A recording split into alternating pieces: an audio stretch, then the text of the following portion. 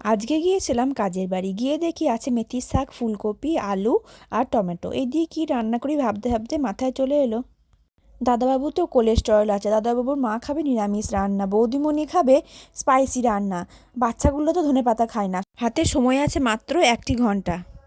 দাদাবাবুর মা নিরামিষ রান্না খান, তার সাথে উনিও বয়স্ক মানুষ, তাই হালকা পাতলা রান্নায় খান। এই সবজিগুলো দিয়েই রান্না করতে হবে। বৌদিমণি তো একটু স্পাইসি রান্না খেতে ভালোবাসে, তাই সবার কথা মাথায় রেখে হাতের কাছে ছিল সয়াবিন। 1 ঘন্টার মধ্যে কি রাঁধবো না রাঁধবো ভেবেই পাচ্ছিলাম না, তাই ঝটপট করে মেথির শাকগুলো কেটে নিয়ে আলু দিয়ে একটু রান্না করে নিলাম। লবণ, হলুদ, মিষ্টি একটু ভেবে চিন্তেই দিলাম। আর ফুলকপি দিয়ে, আলু দিয়ে, সয়াবিন দিয়ে একটু ঝোল ঝোল করে তরকারি করলাম নিরামিষ। তার আগেই প্রথমেই করে নিয়েছি ভাতটা।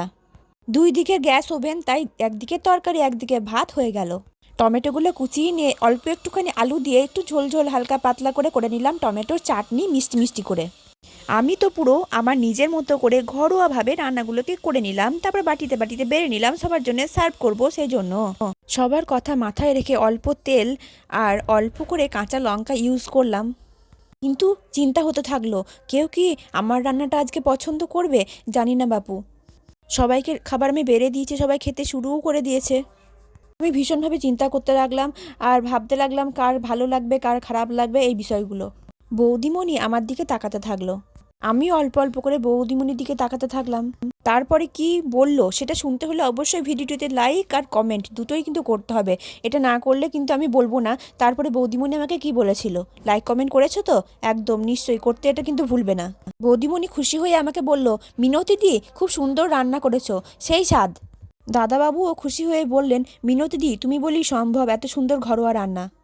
দাদাবাবুর মা তো আঙুল চেটে চেটে খেলেন আর বললেন, মিনতি তোর হাতের রান্না খুব সুন্দর বুঝলি। মিনতিদি আজকে তো তেমন বেশি কিছু সবজি ছিল না, ভাবছিলাম মিনতিদি কি রান্না করে দেখি, কিন্তু তুমি বুদ্ধি করে এত সুন্দর রান্নাগুলো করে নিয়েছো।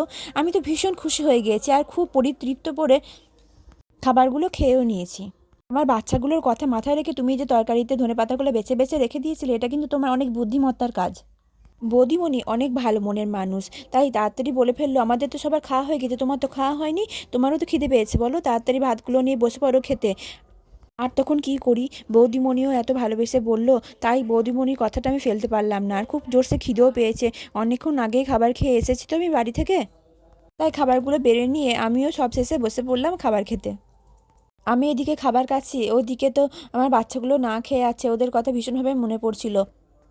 তাই বৌদিমণি আমার বাচ্চার কথা মনে রেখে বলল, মিনতিদি তুমি যাওয়ার সময় তরকারি নিয়ে যেতে কিন্তু ভুলো না, আর চাটনিটাও নিয়ে যেও। বৌদিমণি এতটাই ভালো মনের মানুষ যে তরকারিটা চাটনিটা ছিল অবশিষ্ট সেটা টিফিন ক্যারিতে ভরে দিলেন আর বললেন, বাড়ি যাওয়ার সময় এই তরকারিটা চাটনিটা নিয়ে যেতে কিন্তু একদম ভুলো না। সত্যিই বন্ধুরা, অন্য দিনের তুলনায় আজকে রান্নার স্বাদ কিন্তু কিছু কম হয়নি গো, খুব ভালোই হয়েছিল। যদি তোমাদেরও রেঁধে খাওয়াতে পারতাম আমি কিন্তু ভীষণ খুশি হতাম। যাই হোক, আজকে কিন্তু ভীষণ চিন্তা করছিলাম যে রান্নাটা ঠিকঠাক লাগবে তো দাদাবাবুর, বৌদিমণির, সবাই যে আমার রান্না খেয়ে এত প্রশংসা করেছে। কি তোমরা খুশি হয়েছো তো? ভগবান আমাকে বাঁচালো আজকে।